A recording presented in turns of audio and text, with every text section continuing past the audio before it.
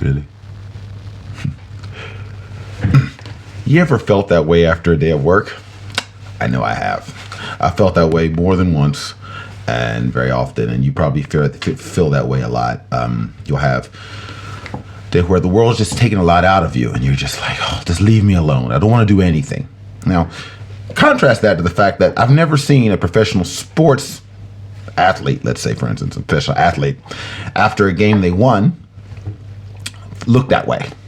They don't. Now, you can say, yeah, but they're having fun. They're doing what they love. Work isn't what you love.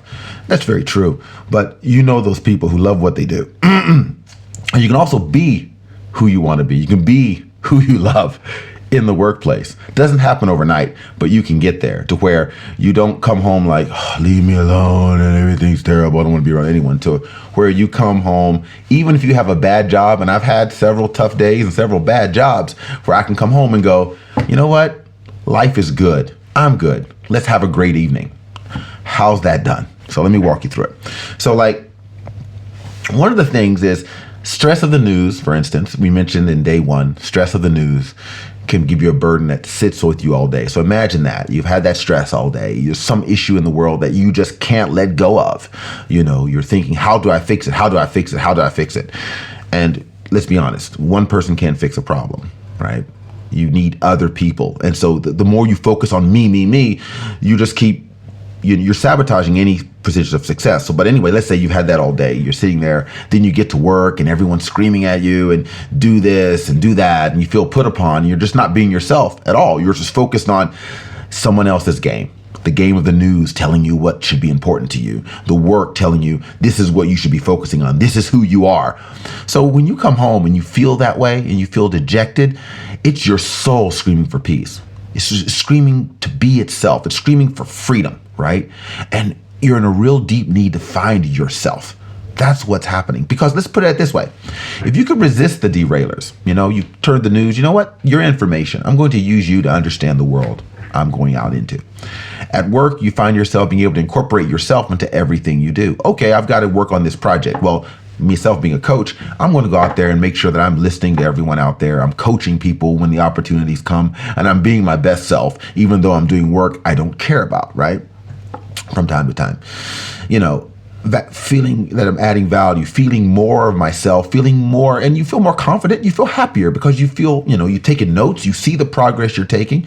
There's nothing like running a race and seeing yourself, making progress. That cures pretty much all else, right? And then you come home, right? And when you come home, I'll use myself as an example. I'm a married man with 2 children who live with me. And I'm distracted by tasks. Do this, read this, write this, take care of this, right? That can be very much, especially if you've been, put upon by the entire day. It puts you in a negative spiral, right? So you just don't want to do anything. But, when you're in that negative spiral when you come home, let's look at it this way, right? If someone at your office says, let's go drinking, and you're like, I don't want to go drink. I don't want to hang out with people. I've spent enough time being distracted by people.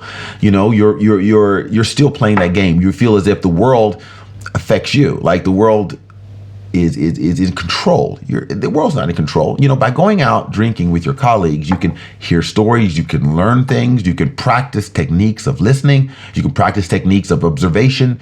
You might be able to go out there and build a new network. There's a lot of things if you're clear on who you are and what it is you're trying to get out of life. And then you can look at any environment or any opportunity as a chance to be more of yourself. For instance, my wife will, I'll come home and my wife will say something. She'll say, you need to do something. She doesn't mean anything by it. She doesn't know how my day has been. And she asked me for something. If I'm in a negative spiral, I'm like, leave me alone, go up to my room, close the door, and just do nothing. Just go, oh. That doesn't even get me any closer to myself, right? It doesn't get me any closer to any progress in life, just sitting and zoning out. Meditating, maybe. Focusing on a problem, maybe. Zoning out, never, right? I feel maybe a little refreshed, but no progress, right? But instead, I can take that chore and go, okay, this is an opportunity for me. If I'm reading something, like I need to read something from the school, a chance to practice my Japanese. Because one day, I hope to take these lessons and skills and help Japanese people, those who aren't already subscribed to my channel, and help them. So learning Japanese and reading is a positive thing for me. It's something I should be happy to do. Or if it's a chore, it's a chance for me to get my kids involved. I'm fixing something. Hey, you know what? I have girls, right? You know, you never think of girls being the ones with the toolkits and fixing problems. I'm like, hey, girls, you know what? I'm going to go fix the computer for mom. Let's go fix this computer. Let's make it an adventure. It's time to be a parent, right? I can practice parenting, or I can just use that chore as a time to meditate and get in the moment. Now, has anyone, especially if you live in Japan, you've experienced this. You've hung out your clothes. One of the things I enjoy doing when I'm doing it, but don't enjoy it when I think about it, is hanging out clothes. Right now, it's a sunny day. I should be washing clothes, and I will once this video is over. But when I'm out there hanging out the clothes and I have no choice but to do it, I find myself humming. It's like being in the bath. I'm humming. I'm thinking about things. I'm suddenly in the zone. I'm in the moment, right? It's a form of meditation. It's a form of me getting my head clear so I can be a better me, right? But if I've let the whole world derail me, from the moment I've woken up with the news, or the moment I've woken up with some issue, and then I've let my job do it by not being in the driver's seat and trying to put myself into things, but just letting myself be a robot and not focus on making progress in my own life, understanding myself, being my best self. Then you get by the end of the day and you let yourself be derailed by what happens in your home, what happens after work. You've spent 24 hours of a very finite existence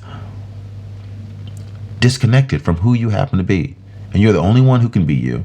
And you're the only one who's going to be suffering, truly suffering, if you have a breakdown or an issue because you feel lost.